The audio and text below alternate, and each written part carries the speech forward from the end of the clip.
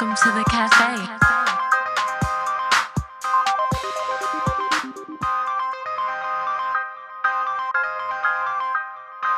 Hey guys, what's up? Welcome to the cafe. I'm Carolyn, and thank you so much for tuning in to my third ever episode. Last episode, I went into how vulnerability is expensive. I talked about the value of vulnerability, of which God totally opened my eyes, and He basically encouraged me to go on this journey of vulnerability. I'm still on that journey, I'm still learning, but I wanted to share a couple things that I'm learning and a couple things that I learned. Even when I first began, I open up about my mental health struggles because I think a lot of times we let shame hinder our healing and hinder someone else's healing because you never know how sharing your story can help someone else. I talk about how I dealt with suicidal ideation from the age of like 12, and by the grace of God, it started to break around the age of 19. So I share my heart in hopes to uplift somebody and encourage someone to keep going and to keep healing. So let's get into this episode number 3. Guys, this week's espresso, which is just a short word of encouragement, is to find rest. I'm going to tell you, last week, I literally stayed up for 24 hours due to some unforeseen circumstances. And by the time I got out of that situation, which, it turned out everything was fine, I was exhausted. I had to rest for 3 days. Okay. And then I got a cold, which I don't catch colds often. Like I really, really don't. I don't get sick a lot. So it completely knocked me off guard. But in the midst of me like lying in bed, I wanted to get up and do this podcast so bad. But I felt like God almost kept pushing me back down, like, no, you need to chill because like, girl, you're sick. Relax. So, if anybody else needs to hear that, you have permission to relax. Even if it's just for 5 minutes, if you haven't felt like you had any, or you feel guilty for like laying down or sitting down for 5 minutes, don't rest. It's okay. All right. So, speaking of being chill, we're going to go right into our cold drink, which is basically a hard truth that I share either about myself or the world. This cold drink really isn't serious, or as the internet says, unserious. It's like super unserious, but still kind of serious. If you are anything like me, you are a stickler for good customer service. I cannot stand when I go into an establishment, whether it is a clothing store, a furniture store, or a fast food restaurant. I know, don't side eye me. I think fast food restaurants should have good customer service too. I think I should be treated like I'm spending my coins, okay? And I don't mean like the arrogant, like, I'm the customer. You need to, like, just treat me like I'm Queen Elizabeth. No, but I cannot stand bad customer service. I literally cannot stand it. It does something to my blood, like it boils it. And in particular, Chick-fil-A, Trader Joe's, establishments like that, they have the best customer service. And for years, I've been told that Chick-fil-A in particular has like a Chick-fil-A school that they must attend. And like that's where they get all their customer service knowledge. Congratulations to all the Chick-fil-A grads. If that is true. I know I didn't fact check it, but let me tell you something. Chick-fil-A makes you feel like Chick-fil-A literally makes you feel like they knew your name before you order. Like they were expecting you, they want you to be there, and it is literally their pleasure. I feel like it is their pleasure. Now, when I go to Mickey D's, when I go to Mick to the Donald's, I always feel disrespected. And listen, there are those times This is how this is what I'll say. And yes, this is complete. I'm going to get really into it. When I go to a McDonald's, right, I either feel one or two ways. I feel like either one, I just ordered from my homegirl, or two, I've completely ruined their day by ordering food. Like that I'm inconveniencing them at their job. So listen, and I'm not saying all McDonald's are created equally. I'm sure there is a McDonald's in the middle of Kansas tearing it up on the customer service game. Shout out to you, good customer service McDonald's. But a majority of the McDonald's that I have been to, customer service is like, where's Waldo? Like it's missing. Like it's just not like it's a problem that you ordered something. I just I just I don't understand it. So basically this cold brew is that no matter no matter if you're having a good or a bad day, listen, you can't expect the world to adjust to your grievances. Because the truth of the matter is, it doesn't matter if I'm having a bad day. If I choose to go to McDonald's, they don't care. You know, and this is a good lesson because this is a good lesson because that's just how the world is. And you have to have enough confidence, enough inner strength, enough common sense, and enough wisdom to know that the way people treat you are not a reflection of your value, but it is a reflection of their values. Okay? I got that from Pastor Darius Daniels because he's the bomb. But you know what I mean? I thank you, McDonald's, because you give me good food and real life lessons. So I'm not even complaining. I'm just saying. But but it's okay. It's okay because we love McDonald's. It's a hood classic. We love it. And ba da ba ba ba. One thing I will always say about McDonald's, although it is no Chick-fil-A when it comes to customer service, McDonald's tea, I mean the McDonald's back in the day tea, the dollar, John. Yeah. I love that tea. Still to this day, I will go to McDonald's.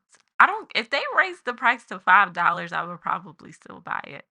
I'm I'm just gonna keep it real. I would probably still get it because I just love the tea. It's so good. And yeah, you have those McDonald's where it's like too sweet sometimes, but mainly that tea is right on point. And you know what other tea is on point? Green tea. That brings me to our green tea segment where I share some inspirational, funny, or like weird news because I feel like we have enough of like the negative news. We have enough of just like a lot of violence or just things that are just not healthy for us to constantly put in our systems. So I wanted to just like change things up and give you guys some green tea, some positive news. So let's all take a trip to Iowa in 1951, where Mary Foss worked at the Forest City, Iowa plant and decided to write a message on 4 or 5 eggs, asking someone from New York City if they get the message to please write back. So, fast forward to today, almost 70 years later, and someone wrote Mary back. Literally. This egg went through two owners. The guy that originally found the egg, he found it, in a carton, and he kept the egg for years. He passed away, unfortunately, and before he passed away, he gave the egg to a friend who kept it in his china cabinet for 20 years. And then that friend posted it on Facebook on this page that like did, that showcased like weird or like funny finds.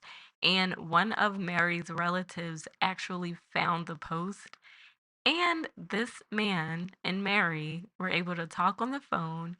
And she was just excited about how she finally found a New York pen pal. And I thought this was just so darn cute because this is 70 years later.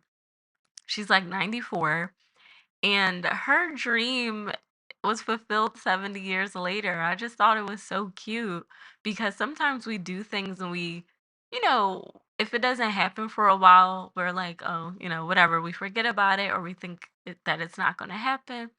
But this man was able to like bring some joy to her at 94 and fulfill this dream of her having like this like pen pal or whatever. And I thought it was so cute because when I was younger, I totally wrote like messages on random things. Like sometimes I would leave like positive word like sticky notes around like the city or whatever. I would like write on dollar bills. Like, I did stuff like that when I was a kid. So when I saw this story, I was like, I totally have to talk about this on my podcast because it's just heartwarming and so cute. And if you ever wanted to get your own dose of positive and uplifting news, you could always go to goodnewsnetwork.org and they have tons of interesting and just really positive stories on there. So that was the green tea, guys. I hope that you enjoyed it and that it made your heart feel all fuzzy like it did mine. Speaking of green, I have to shout out the fact that my team, the Eagles, won their game this past Sunday. So shout out to Philly, my hometown, and shout out to the Eagles because we're all like anticipating a great season. And for our cappuccino, which is where I share something that tried to take me out this week, um, I don't know, I really didn't have a cappuccino this week. Honestly, I really didn't have a cappuccino this week, so I think that's just some good news. My cappuccino, I already overcame it, which was the terrible cold I had.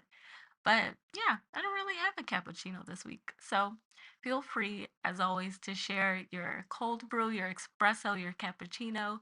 If you're listening from the Spotify app, then you can literally share it using they have like a voice message feature that you can send me. You can also drop me a DM on Instagram and I'll read your message right here on the show. So let's get into this episode's topic. I'm going to start with this. Don't diminish your celebrations because you didn't accomplish something on your timeline or the world's timeline. I feel as though there are so many things that we want to do in life, and especially for me, I think we get sometimes caught up in the when is it going to happen, and if it doesn't happen in this time period, then either it won't happen or, it's not as big of a deal. So, and I don't care what it is. I'm gonna share like a small example that I just faced this summer. But I feel like we go on social media, we go on, we look at our families' lives, we look at our friends' lives, and we see things happening at a certain time or a certain speed for them. And then we think because our accomplishments or our desires didn't happen when we wanted them to, that somehow they mean less. And that's absolutely not true.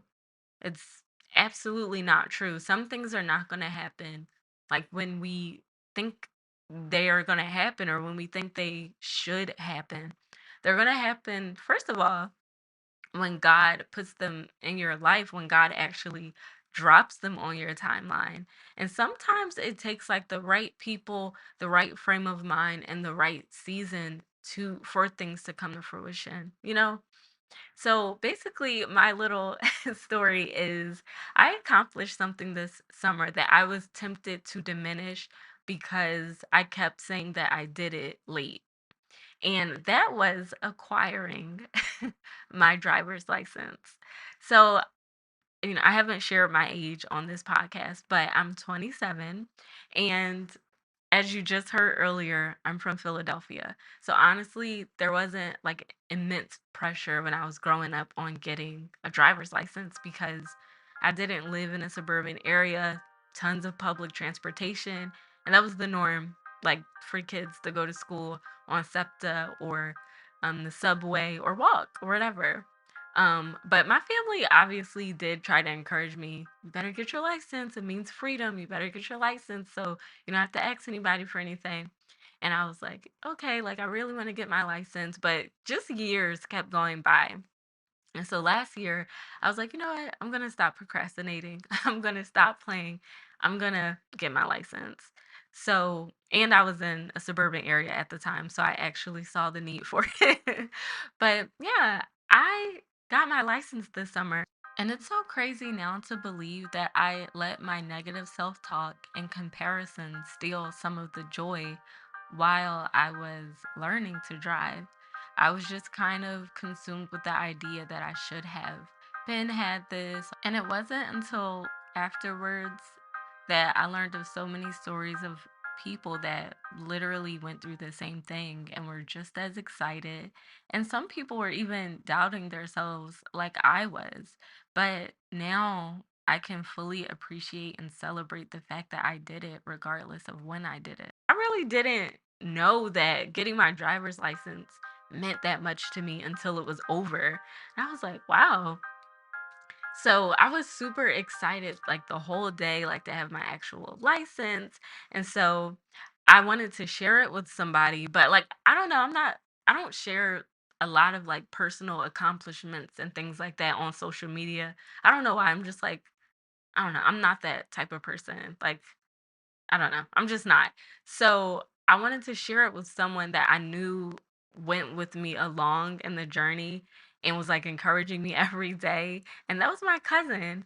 And actually Nye, she was my first interview on here. And she's the one who like literally kept encouraging me every day, especially when I felt like just kind of vulnerable because you're learning for the first time, you're in a vulnerable situation. It's kind of scary at first.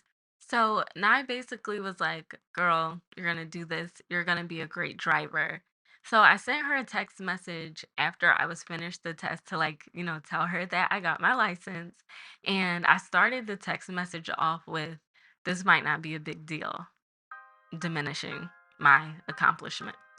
And I basically explained that, like, why I was proud of myself and the fact that, I'm 27, like, I know I'm not 16, and I got my driver's license at a quote unquote late age, but I'm still super, like, proud of myself for doing that. And she, like, literally stopped me right there and was like, first of all, don't say that it's not a big deal. It is a big deal. It's something that you wanted to accomplish and you did. She was like, that is worth celebrating. You should be proud of yourself. And I was like, wow, like I really took it in because I thought that just because I don't know, I just put this certain pressure and time on it because everyone, like literally all of my friends had their license since they were, what, 16 or 17, like right before they got to college. And all of my close friends. And I'm just like, oh, well, like I'm the late one, or I'm the, whatever, comparing my journey to everyone else's instead of just appreciating it for what it is. And that just goes to show how we can be our own worst critics. And despite all the supportive voices around me, like my father, for example, was taking me out on these long South Carolina country roads to practice, and my older brother was sending me encouraging messages like, girl, you got this. I still was allowing my own negative self-talk to steal my joy. And I was, allowing myself to compare my journey to other people's, which isn't fair to me. And one of the habits of adopting a healthy mind is basically allowing what you believe about yourself to be positive no matter what. And so I think that's a takeaway from this lesson that I learned. And so I just wanted to encourage you, whatever you are doing, whether you're doing it at a later date than you originally planned, or whether it's coming later than you thought it would in your life, celebrate it. If you invested in yourself, if you prayed to God for something, if you've been patiently waiting for God to open a certain door, or for even to get over yourself in in my case, um, you know, that's worth celebrating. And also, don't let comparison steal your joy. Do not let even the words of other people diminish what you have accomplished, and especially yourself. I can't stress that enough because we can be our own worst enemy at times. But whatever you're doing, you got this. It's important. I'm celebrating with you. God is celebrating with you. And I'm excited for whatever you're accomplishing right now. It may not be perfect, but it still counts. It may not be perfect, but it still counts. And whatever you had to overcome, you whatever you were facing because of timelines, comparisons, other people or whatever, just know that you can and you will overcome it. Or if you're like in my case, you already have. So you should totally be celebrating and you should totally be proud of yourself. First of all, my driver's test was literally the opposite. When I say the opposite of perfect, I mean the opposite. Like, don't get me wrong, I'm a good driver, but first of all, I'm a cautious driver. That's number one. So I always have to be told that it's okay to speed up. But but I took a wrong turn. And then as I was driving back to PennDOT, a huge trash truck was driving down the street the wrong way. And that is when my driver instructor turned up 10%, like from what she was already 90. Okay. But she started complaining the whole time back, which made me even more nervous because it's already a nerve wracking experience. And then she pretty much gave me what she thought was a pep talk. And pretty much led me to believe I failed up until she handed me my slip that said pass. And she was like, "Girl, go get your license." And I'm like, "This was not an MTV punked moment, lady. Like, this wasn't it. This wasn't the time." But yeah, I was super joyful after the fact. And yeah, I was overwhelmed. But after like things settled down and I had that talk with my cousin and my whole family, my brother, my mom, and like my stepmom and my dad, they all like called me afterwards and they were like celebrating me on the phone, which also allowed me to like put the experience in perspective. And I hope that I was able to help you put your own accomplishments into perspective today. Whether you are trying to start a business, whether you just began to eat right today, whether you're reconciling with a parent or with a sibling, whatever you are doing, having a child, it is worth celebrating. So, whatever it is, guys, you got this. I'm celebrating with you. God is on your side, and you're going to be great. You're going to do great. So, thank you so much for tuning in to episode number 3. On to number 4. If you are listening for the first time, then you got to subscribe. Subscribe so you can know whenever I drop a new episode. And if you haven't, rate this podcast. I mean, I'm a little biased, but I mean, I'd say 5 stars. But anyway, rate it so that Apple can know that people are listening. And remember to send me in your cold brew, your espresso, so I can read it here at the cafe. You can send them in through Instagram at withlove_Carolyn. I look forward to reading them. And I'm also looking forward to our next episode. So I'll see you guys later. And thanks so much for listening and visiting the cafe. Bye.